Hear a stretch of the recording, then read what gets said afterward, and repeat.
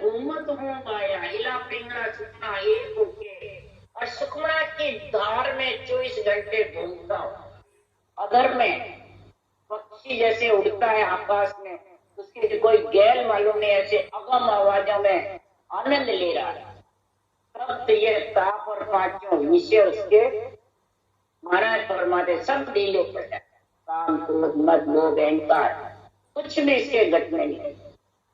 इसलिए सद्गुरुदेव फरमाते हैं तो ब्रह्म देश की तो गमी नहीं, बस कानों से सुन सुन के साके याद कर करके ऐसे ज्ञानी बोलते रहते हैं, वो मूर्ख ज्ञानी भाग्यहीन है महाराज। ये दोनों कहाँ जाएंगे? शिष्य लोग भूल करके गुरु बन के एक ज्ञानी कहाँ जाएंगे, कहाँ लेके जाएंगे? इसलिए सुखराम जी महाराज कह रहे हैं कि सतगुरु सत्य स्वरूप सत्य सोई करने माई, सत्य जागे बैराग सत्य दिन कसने नाई, सत्य शब्द सोई माई सत्य सोई उल्टर चढ़े, लागे सेज समाज नरम कबहू नहीं पड़े, सुखराम दास सतगुरु के निज नाम शिष माई, उलट पीठ फाड़े के लेर अगम घर। अगम की तो ये बात है, अगम में वो ही जाएगा जो सत्य के साथ विगन मंडल में चढ़ा, जो सतगुरु या सांसों सांस विधि सृजनहार राम का नाम और सत स्वरूप नैन चंद्र, ये सतगुरु सत्य स्वरूप दोनों लिखे हुए हैं। यही सत्य सोई करनी, ये सत्य की ही तेरे पास रखना, सत्य की विधि और सत्य में ही मिलने के लिए सतरूप का नियंत्रण निजी नाम तो महाराज फरमाते तेरे ऐसा सत्य जागृत होगा कि आत्मा वैराग्य वृत्ति पर, यानी ये इंद्रियों की, मन की, इच्छा की, शरीर की मनोकामनाएं पूर्ण हो जाएगी। ममता दापना ही वैराग्य, ये नहीं घर छोड़ के वैराग ले लिया, वैराग नहीं। सत्य बिन कसनी नाई, सत्य के बिना कोई कसनी। मतलब शरीर को कितनी कसौटी दे दो, महाराज फरमाते वो कितनी देर रहेगी? जीव बिन पकड़े ज्ञान सो वो कोर पलक बस, वो कोर या पलक बस, और लिव सो आपे बंद गई 3 5 25, और लिवबल सिमरन है तो 3 5 और 25, 5 विषय 25 प्रज्ञा और 3 रजोगुण सतोगुण तमोगुण, ये ताप इसके अंदर, ये सब अपने आप ढीले और लिवबल सिमरन होना चाहिए। सत्य से ही बंकनार होकर के उलट करके हिगन मंडल में जाएगा और सत्य से ही सहज समाधि लगेगी और सत्य से ही महाराज फरमाते जब सहज समाधि का गुण होगा तो फिर नरम नहीं पड़ेगी। जो श्वासा के साथ चढ़ती है वो नरम पड़ जाती है, वो उतर जाती है कि पवन चढ़ावे कष्ट सो पूर्व कैसे सांस, जिनका घर सुखराम के सन्मुख जमपुरवा। जमपुर कहाँ? नाभि, वापिस नाभि में उतर जाएगा। श्वासा को नाभि से गुदा गांठ से चढ़ाएगा, ब्रह्मण चढ़ जाएगा, बृहस्पति चढ़ जाएगा, पर वापिस उतर जाएगा। इसलिए सद्गुरुदेव फरमाते ये नियंत्रण के साथ ऊपर चढ़ता है वो कभी नरम नहीं पड़ता है। श्वासा नीचे अलग रह जाते हैं और श्वासा से अलग हो जाते हैं। एक बार शक्ति माँ ने कहा जो भक्ति करने वाला प्राणी जन राम से नहीं हो, हरि के जन हो, भगत हो, संत बनना चाहते हैं, उसके लिए शक्ति माँ ने कहा मेरे वाहन से जो ऊपर जाएगा वो परम पद में मिलेगा। क्या कहा? मेरे वाहन से ऊपर। अब शक्ति का वाहन कौन है? यार सम्मान में महाराज ने लिखा है शक्ति का वाहन है श्वासा, तो नहीं है तो श्वासा से अलग जो होगा शरीर छटते ही, मेरी बात तो आत्मा अलग होती है, श्वासा के आधार है, पर श्वासा होते हुए आत्मा शरीर में होती हुई श्वासा से जो अलग होगा वो महाराज फरमाते हैं 3 लोक 14 भवन से अलग हो गया। उसकी मनोकामना परम पद में मिलने की पूर्ण हो जाएगी। ये नरम कबूल नहीं पड़े। सुखराम दास सतगुरु के निज नाम सिसमा, ये निज नाम की महिमा है विठल राजा, हे बालाजी पंडित। पर ये निज नाम जागृत होने की कड़ चाहिए। इसकी कड़ नहीं आएगी जब तक ये निज नाम आने नहीं पाए। आप जानो कि कोई शरीरदारी आके उसके बता देवे और शरीरदारी दया कर देवे आ जावे वो आने वाला। इसमें कोई किसी का बंधन नहीं। अगम घर ये सत्सबद लेके जाता है, कोई शरीरदारी न लेके जाता है, न भजन करने वाला भी जा सकता है, ये सत्य के आश्रय जा सकता।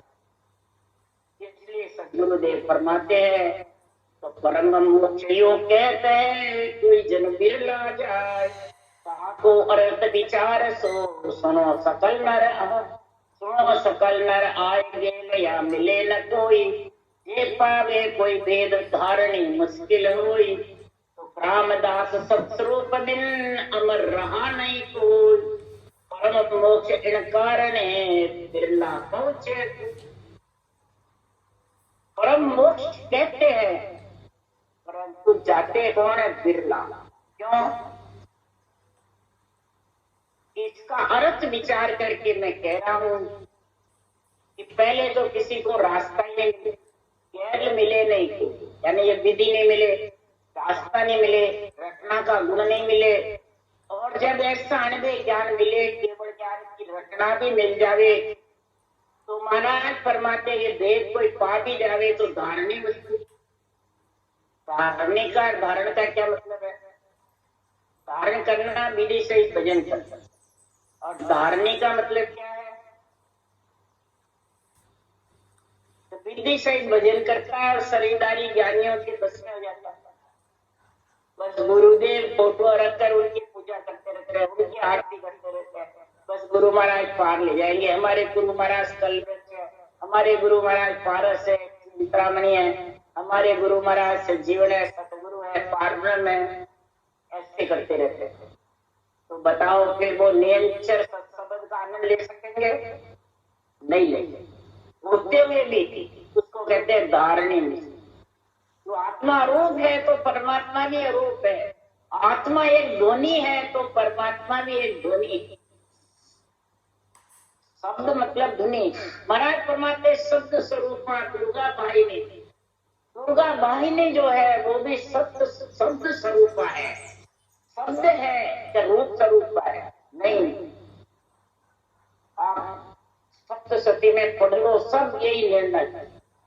सब देवता शब्द स्वरूप है, आत्मा एक शब्द है। तेरे अंदर भी आत्मा है जब शब्द बोल रही है, प्रवचन दे रहे हैं, बोल रहे हैं, रचना कर रहे हैं, जगत का कार्य कर रहे हैं। अगर आत्मा निकल जाए तो फिर क्या? कुछ नहीं, जड़ है, बिल्कुल पत्थर है।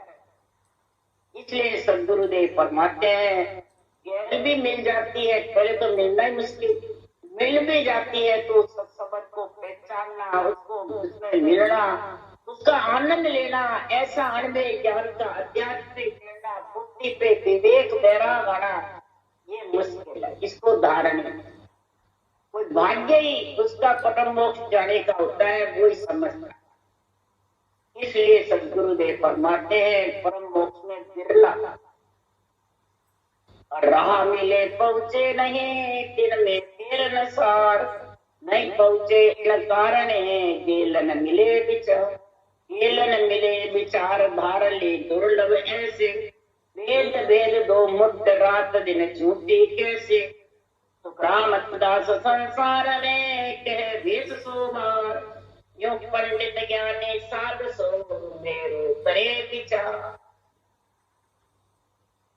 गुरुदेव फरमाते हैं कि विठला राजा पंडित हो चाहे ज्ञानी हो, चाहे साथ घर छोड़ के बैरागी शंकराचार्य में गद्दीदारी बढ़े हुए, चाहे अपने आप को परमहंस बताने वाले हो,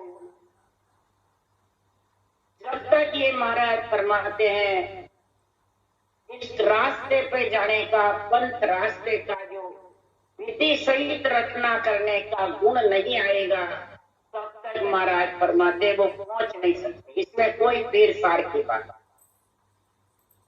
और राह मिल गई और गैल की समझ आ गई, और उस गैल का उन्हें विचार करके संकनार बंकनार के रास्ते छेदन करके नियंत्रण के साथ दिगंबर में चला गया, तो वो तो परम मोक्ष मिलेगा, जाएगा। उसका मत सोचो नहीं जाऊंगा। कई जने कहते हैं हमारे वो तो ऐसे में गए हुए कोई दिखते ही नहीं। कई ज्ञानियों ने सत्संगियों ने ऐसी बातें कही, चर्चा होती जब, हमारे को तो जो बारी में लिखता है ऐसे कोई दिखते ही नहीं है। जब मैंने कहा एक मैं नहीं दिखती हूँ और कई दिखते हैं, पहुंचे हुए थे क्या? बाँचने वाले में बिरला है, पर सुनने वाले कई रचना कर कर कर उस देश पे पहुंचे।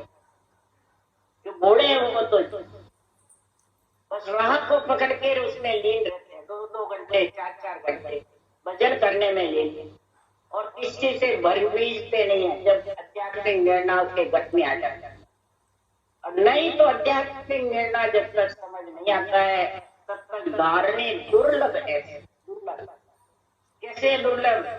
वेद यानी ज्ञान में पच जाता है, वेद यानी अष्टांग योग में, करनी कर्म उपासना में, सिद्धाइयों में, पर्चों में पच जाता है। तो महाराज फरमाते रात दिन जो ऐसी बातों में लीन हो जाता है वो रटना भूल जाता है, तो शब्द का आनंद भी भूल जाता है और उसमें फंस जाता है। इंद्रियों के सुख के लिए, इंद्रियों की मनोकामना पूर्ण करने के लिए, शरीर की मनोकामना के लिए, इच्छा पूर्ति के लिए उसमें हो जाते हैं। तो रात दिन ऐसे कतने वाले पंडित हो, ज्ञानी हो, साध हो, चाहे बैरागी हो, महाराज फरमाते झूठी कसम है कि मेरे मैं बताऊं इससे मौत हो जाएगी, ये झूठी, उनके बताने से मौत होगी। इसका विचार करो कि शास्त्र की जो सृजनहार परमात्मा का अनबे ज्ञान है, केवल ज्ञान है, उस केवल ज्ञान का निर्णय करके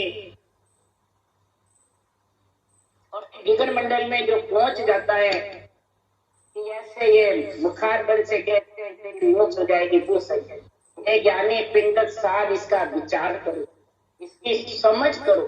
जगत में जब तक ये समझ तुम्हारे घर में नहीं आएगी तब तक सद्गुरुदेव फरमाते हैं वेद वेद के करणिया करे अनंत जग माय, मोक न पहुंचो आज लग ओ अर्थ सूझे ना, ओ अर्थ सूझे ना रहा कोई न्यारी, असंग जुग गया बीट काय नहीं पहुंचो कोई, ब्राह्मण दास रह चालता नगर में आवे कोई, वेद भेद की करणिया करे अनंत जुग। ज्ञान ज्ञानी में फंस जाता है, ज्ञानी ज्ञान में फंस जाता है। तो महाराज फरमाते हैं ये कई प्रकार की करनी क्रम उपासना शुभ अशुभ की करते रहते हैं, बेरंग पर्चे देते रहते हैं, सिद्धाइयां बताते रहते हैं। कई महाराज फरमाते हैं जगत के मोक्ष में पहुंचेगा, जगत में जब तक रमता रहेगा तो जगत में आएगा। जगत कौन है? शरीर, इसमें आएगा।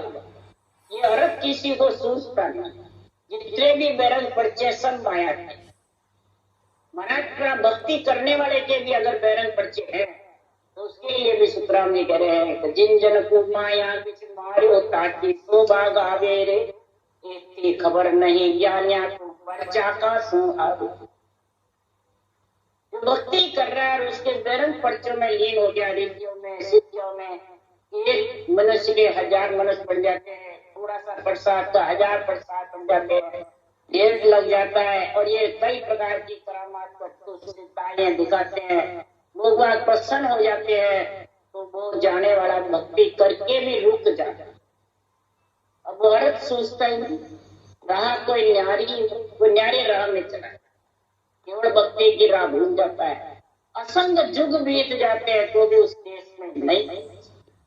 जब तक महाराज फरमाते कर्म उपासना शुभ अशुभ की चाहना करती है, तब तक महाराज फरमाते हैं वो नगर आने वाला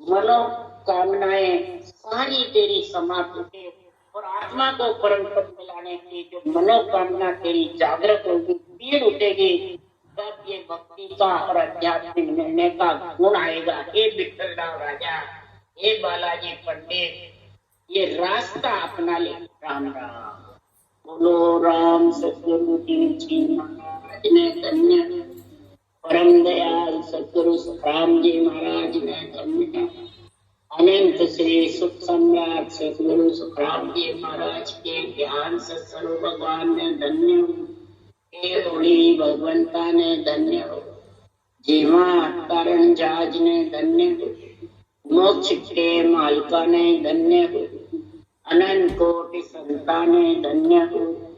राम सभा से राम राम मारो, सबने राम राम राम राम राम राम सा, राम राम सा।